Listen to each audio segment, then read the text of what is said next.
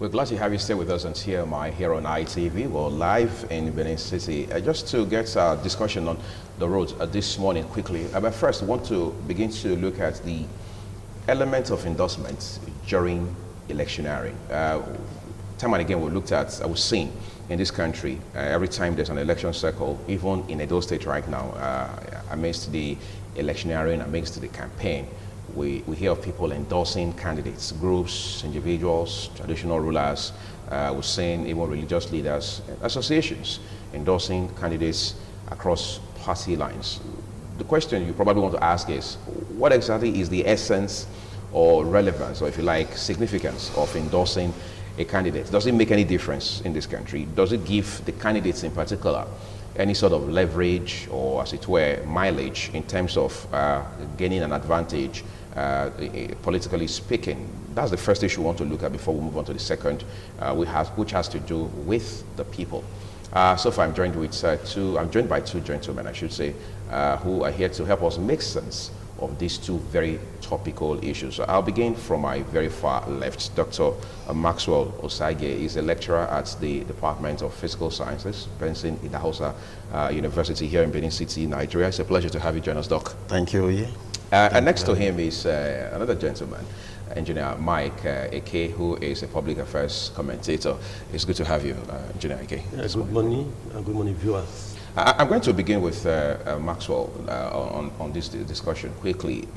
Endorsement is becoming more popular by the day. Is it a matter of principle or is it a matter of practice? Which of them is it? Thank you, Oye. Thank you, viewers. Indeed, just like what you said, there are words that are associated with electionary process or processes thereabout.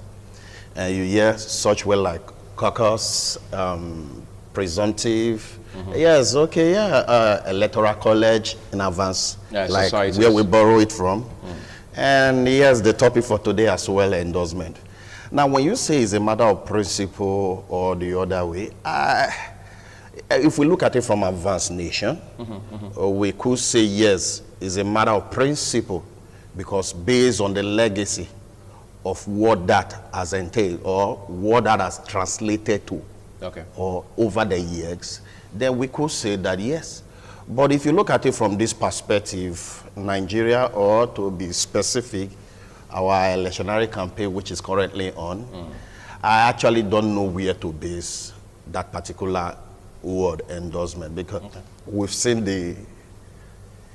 the word being used in diverse ways. So, however, and that is why we are here, and we'll look at it critically. All right. I was just going to ask you a follow-up question to that. When candidates are endorsed, you see the excitement that follows. You see the glow on their faces. It will appear there's an advantage it gives them knowing that a certain monarch has endorsed them, a certain association, or some individual with some clout or influence has endorsed them. Have we seen, say, since 1999 in this country, when democracy returned to Nigeria, the extent to which endorsement has favored any candidates? Okay, thank you. Just like I said earlier, if we look at the word, let's look at the historical background of the word endorsements. Endorsement. Okay. The historical background is dating back to like 1800. Okay. Okay. The word endorsement is a noun. Why the word endorse, which is the actual act, is a verb. That's the action word. Now, he came from a Latin word. It's a Latin word called dorsum, which is the origin of dorsal. So, meaning back, on the back. Or you say, okay, another way we can look at it is situated around. Okay. But the end product of it is that it's usually coined to more often used in animals. But however, the figurative to publicly or supporting or giving full awareness to somebody's campaign is modern. Is modern. Okay. Is modern.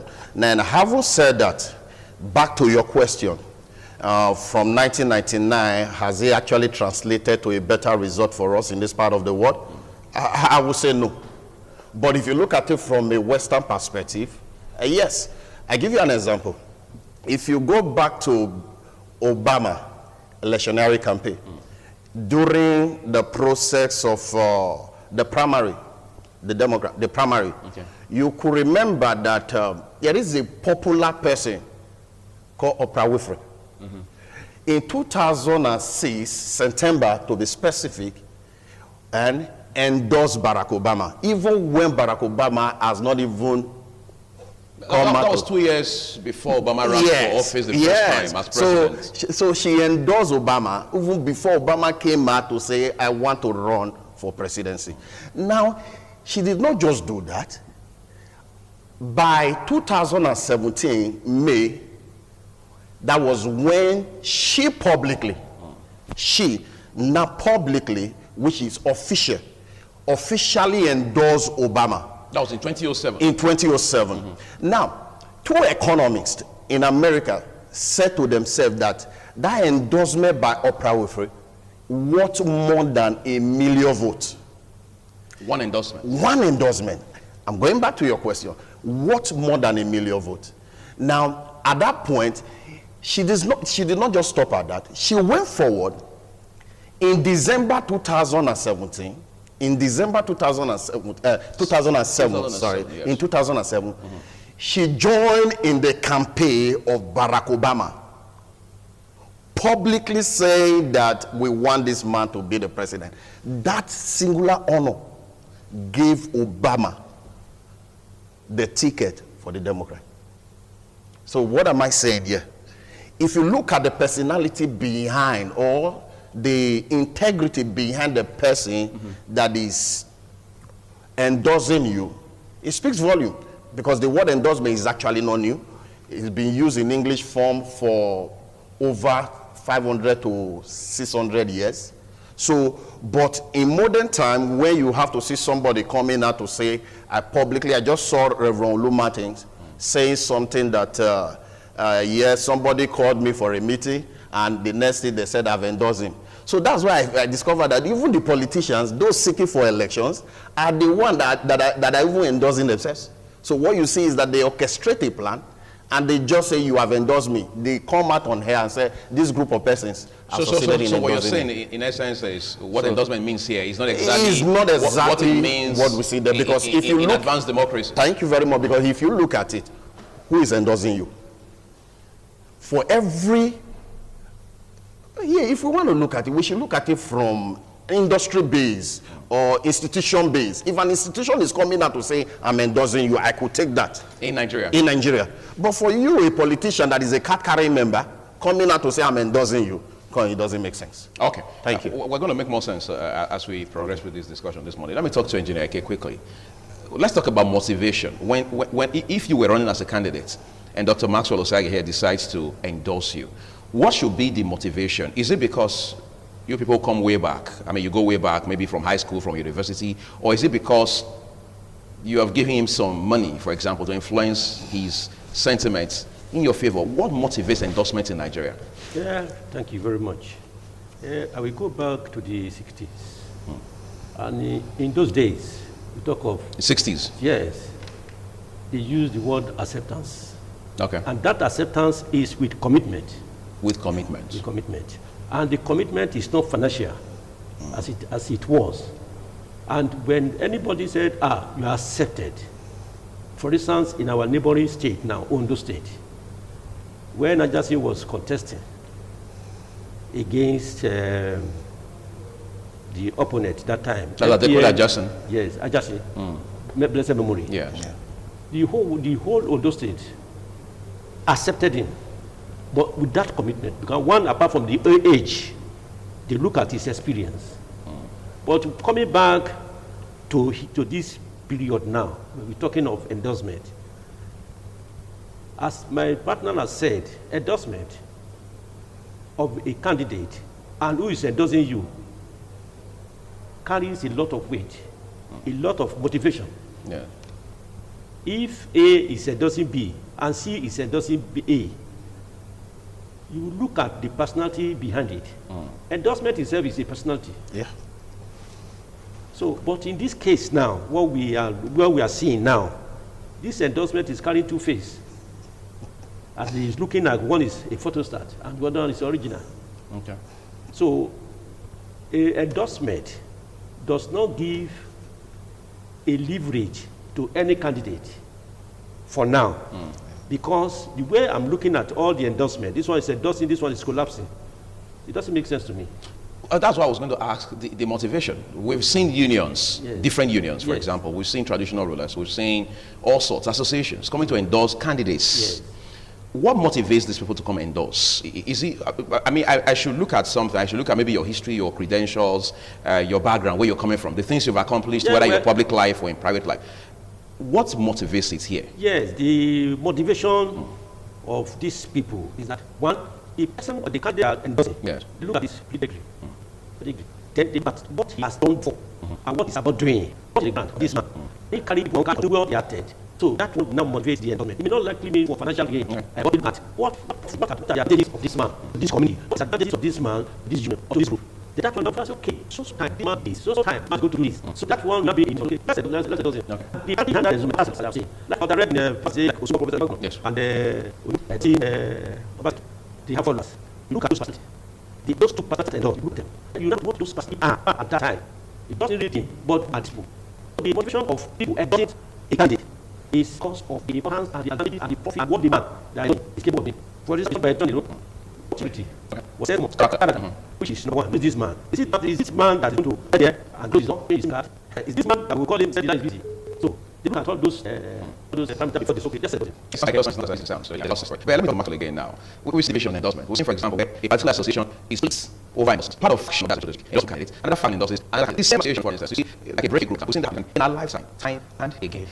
This is the bottom. If only you watch Nigeria politics, let's be realistic on this matter. The fact is, what you see in Nigeria endorsement is simple. So there is nothing like your pedigree, I say over the years and everything. Now, I'll tell you, how many of these people have been endorsed by any tangible institutions? Tangible was the word, tangible, not just tangible, proven institution. What you see is, you see a traditional ruler endorsing somebody, the next thing you have to suspend the traditional ruler. And you even see some, for example, I want to mention it, yes, I'm just, you see, former that we know endorsing new. And tell you what you said about that before, just like the former endorsing what you negated before. Now, if you look at a historical background person, based on the artist there and everything, what do you from? Now, what you see in Japan, or be specific, what you see is only about envelope, and that is why that a particular association will say to. Now, on a normal sense, let's be realistic, on a normal sense, if we do have a position where an institution will not say, I endorse you, difficult for you to see a split of such group to say, I'm not endorsing another candidate, because you will go in for it. Now, by the time you go to a mechanic workshop, association of mechanic workshop, they say they endorse you. Then the same other politician organizes his people, bring them together again, will say, Association of Mechanic, Part 2, endorsing the same person. What sense does it really make? Of a truth, let's be realistic. The people that actually cast their vote on election day, do you think they have access to all this endorsement thing? Now that's why you find out that I keep saying that endorsement does not work in Nigeria, because you go to the polling unit, at the end of the day, what we have is undecided voters. And on that day, that's why you find out at the end of the day, somebody can easily just give them something, and they say they are 4 years. So they don't have their minds made up when they leave the house? At all. So they get to the polling unit, and then some undecided voters them at that point. They are undecided voters. What does that mean for election in this country? Here's a big problem. It's worse than the coronavirus. Thank you. Okay, now that we have undecided voters, it means it sounds more like a leeway for politicians to be able to do a lot of influencing, because most times you hear people talk about how the politicians themselves, in fact, political parties by extension, are the one influencing these endorsements by way of pulling PR stunts, by way of looking good in the eye of the voting public. How do we turn the tide around for the better, so that when somebody is endorsed, for example, we understand that this endorsement, to use your word, carries weight? Okay. Thank you very much. Before Oprah Winfrey came out to endorse Barack Obama, is that there? But it's so clear. You sir. So, continue, as you said, with your question. We know these people. In fact, we know their history. Both the two main parties currently running for this race, we know them very well. Sorry to say, for the other party. So we know them very well. So we know their history, we know everything about them. So when now you are telling me you are endorsing such person because of this, that, and I have the fact that it's the duty of the media, such as TV, to actually put review of the level to say that this person is good at this A, B, C, D. Then when you look at the history of that person, does it really mean the general well-being of the society or a personal being? Now, in I think we need to go back to both civil society, both the media, and well-meaning institutions. I know you where you come from. Yes, that's well-meaning institutions. Okay. Well-meaning institutions. And advocacy, awareness has to be put to the public that, see, this thing is not like this, it's like that. When you put in a proper perspective, and you see the from the beginning. Great. I think we should spend the reference on this program discussing second issue, which has to do with the people. And this election especially happened, was not believed going through. We'll see across the country, all the parties, essentially going place campaign. Some parties have gone very round to these states, all the government areas, all the states, local areas, of the nooks, trainees, or the neighborhood, in a bid to woo voters in their favor. And they are asking, in the final analysis, do the people feel carried along? They feel as though they were adults. Do they have confidence in institutions? Do they trust those who are running? Do they trust the political parties themselves, for example? I think democracy is about the people, about the people. But in the final analysis, you can keep about things like the inducements, about things, politicians, and their way, no matter what politicians say they would win, what are come out to force politics. These are issues, to use the word, I guess, here again, that carry real. I want to ask by talking with engineer AK, but to remind you that our phone number is so you're going to go to also can get to be interactive on the program this morning. I want to talk to you about people. As I said this morning, people in an electioneering. You know, growing up, one of the things we hear about politics is that it's for the people, and so on. So the people is the centrality, or ideally, should be centrality of democratic practice. What things do the people carry along in these as far as elections are concerned? Thank you very much. The elders, we've seen a lot of campaigns, we've seen proud, other motivated, other hired. But the bottom line is this: at the point of voting, do these people have PVC? Thank you. This one we say, carry go, no shaking. Go to the background. Do they have PVC? And apart from that, how this electorate now respond during voting matters a lot. One, they say that there is hunger in the country and there is poverty. So that is why it is not guaranteed to any candidate for now. And that is why you see the money back playing in the voting pattern. And this thing, as my friend has said, it has to be changed. Vote your conscience and not vote your money. Can you tell a hungry man, for example, to vote their conscience? Is that realistic? Yeah. Somebody is hungry, and then 2,000 naira, for instance, is offered them. Can you tell them to vote their conscience? Yes, that's what. Yes, you can't vote you because that is what I'm saying. The poverty level is so high. So there are underlying issues that must be addressed. That's the point you're making. Yes, it has to be addressed. You see, if you are comfortable, yes, and you know the history of this man, and you have conscience, and you know that this man that I'm voting for is a good man and is going to carry us along, you will not switch off his phone when he gets there. You vote for him, no matter how much they give to you. There are a lot of people like that. Right. That take 5,000. Please keep your 5,000. I'm going to vote for this man. Just direct. Okay. But because of the electorate and the poverty on ground, well, somebody say, hey, those people you are seeing in campaign ground shouting, carry go. By the time they go to the polling booth and somebody call them back and say, we better take this 5,000, change their mind, conscience, but because of poverty.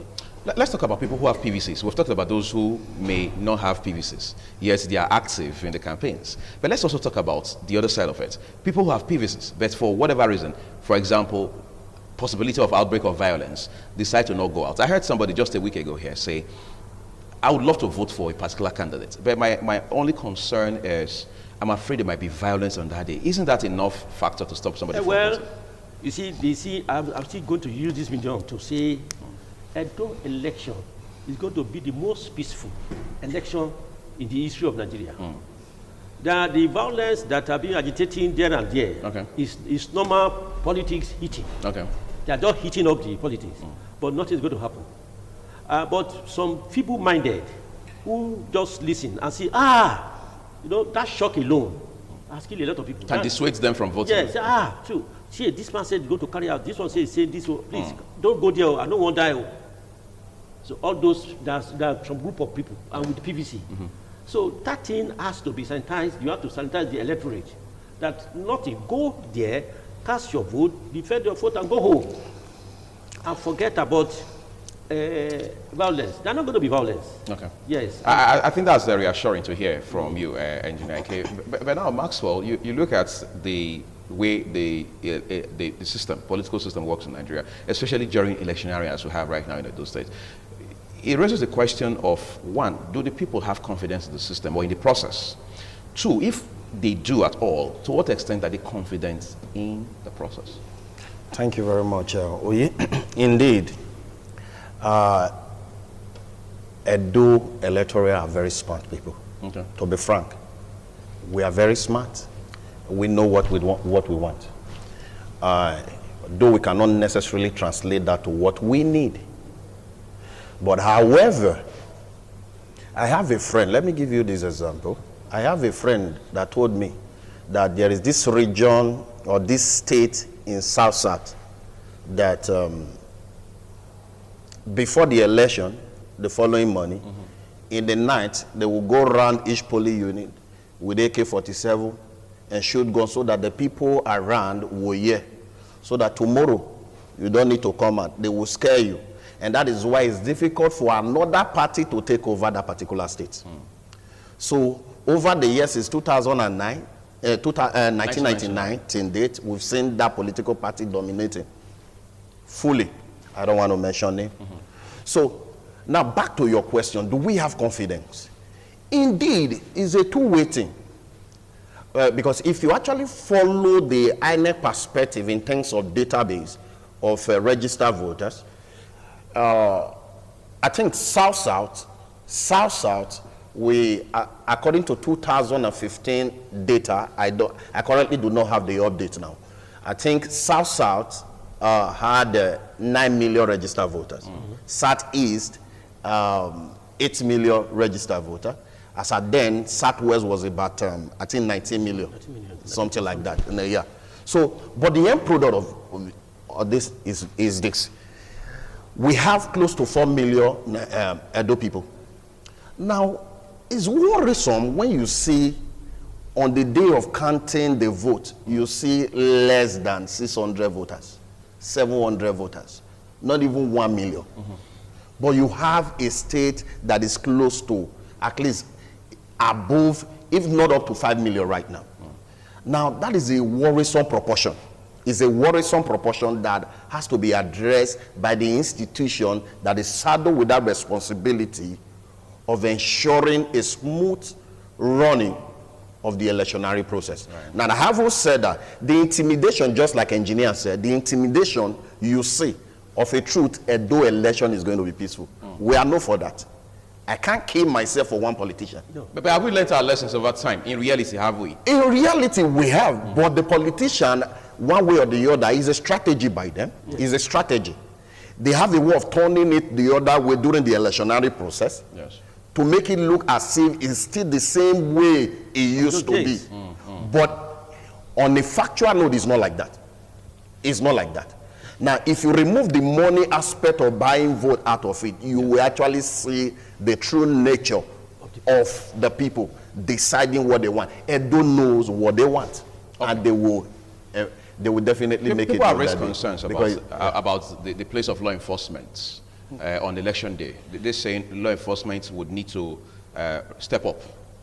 They will need to raise their game. They will need to do better in terms of enforcing the law on that day, on election day.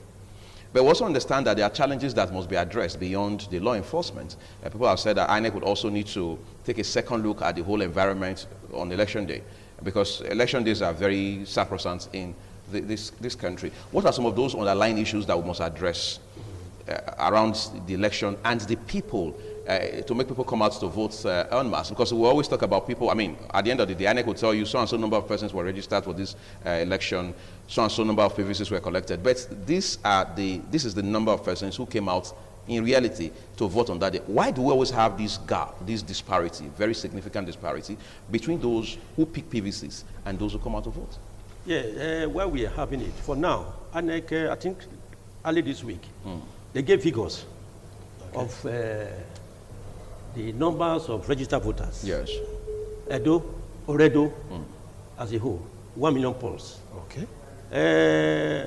Edo Central, which is Shisha, 300 plus. Then Edo North, 500. So by the time you calculate all, it's about over 2 million. Okay. Now, but the problem is that most uncollected PVC, they are still waiting there, uncollected. Either by chance that some of them are dead, or some are transferred, or just like that. There are a lot of, out of these figures that we are giving, there are a lot of them that are not collected PVC. Then the figure that is going to vote that day, you will not be surprised that it's going to be less than 1 million altogether. Why? Because people refuse to collect their PVC till now. Then the secondly, there is a data, there is a procedure, and there is a constitution in ANEC, right, which you have to follow. The thing is that once you are in voting booth, the laws enforcement agent has nothing to do with your voting. They have to stay clear. Then you vote. The only thing that there is to maintain peace in case of there is. So they forestall any outbreak of violence. Yes. But then they are not ready. They are not going there to ask you to cast your vote. Okay. Then the area where people are afraid that I don't want to get stray bullet is because of these announcements and this violence talking there and there. It's part of the politics. Okay. So it's deliberate. It's deliberate. It's to scare people. It's strategic. I'll give you an example. In Ondo State in those days, where we talk 93 elections, they know what they want and they know who they wanted. At the time the thing backfired, within 15 minutes, ANEC announced that election, 7:15, total Ondo State was in darkness. Right? It was total darkness, but that is not what we want here in Ondo State. Because I can tell you, till now, my immediate senior sister having a house in that place, they don't use petrol, they use egg to burn house. Till now, that house has not been built, it cannot be sold, nobody can buy. But that one is past tense. So the fear of the people, before that time, they were saying, blessed memory, Son Okoso, was saying, Babati, Bawashe, that is prior to the announcement. Okay. So, and people now getting aware, that is part of the 30s. He was thinking that if Babati Bawashe missed, God has helped us to do it. Okay. So by the time the election result was announced, people were already prepared. But in this case, all this what they are saying, the parents of Edo lies, as already for the that it did not happen. Amen. And I tell you, we'll come back to this video again, I'll tell you how is it. Fantastic. These people that are talking and preparing violence, they are going to contradict each other. That's all. That's makes a lot of sense. Yeah. Before starting, I would like Engineer Mike off to bring in Barrister Ade Asenokwa this morning on the press service.